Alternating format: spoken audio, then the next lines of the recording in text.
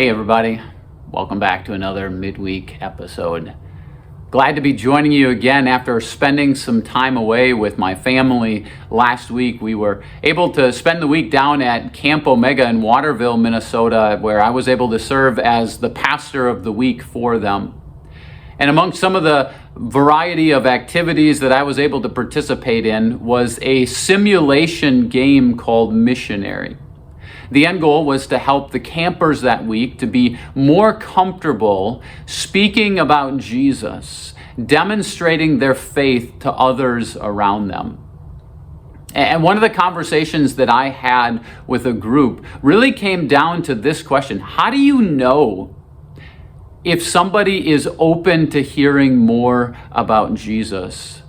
How do you know if somebody is willing to be invited to your church?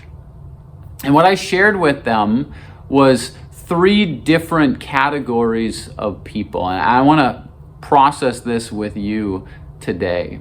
And they all happen to be nots. So it's people where things are not going well. People who are not prepared for the changes that they find themselves experiencing. And people who are not from here. Let's just tackle them in reverse order. Think about those who are new to our communities, those who might move into our neighborhood. Immediately, that's an opportunity for us to reach out and to make a connection with them and to discover more about who they are and where they're from and what brought them here. And then also to share a little bit about ourselves and how we have connected in this community. And just to simply share, one of the simple ways to connect in a community is to get connected with a church and let them know the church that you go to and say, if you want to join us one Sunday, I'd love to have you come. Let them know our service times. So people who are not from here. Also, people who are not prepared for the changes that they find themselves experiencing. People who are going through a time of transition.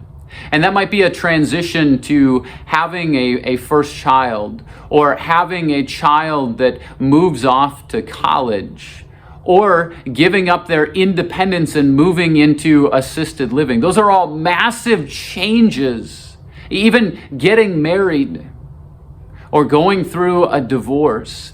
Those are changes that we experience. And when we see people in that place of change, we reach out to them. We let them know that we're there for them. And we also invite them to connect with a church with other people who have processed some of those same changes and made sense of them in Jesus. And then number 3, people where things are not going well for them. This could be a sickness that they've experienced. It could be a hospitalization. It could be a cancer diagnosis.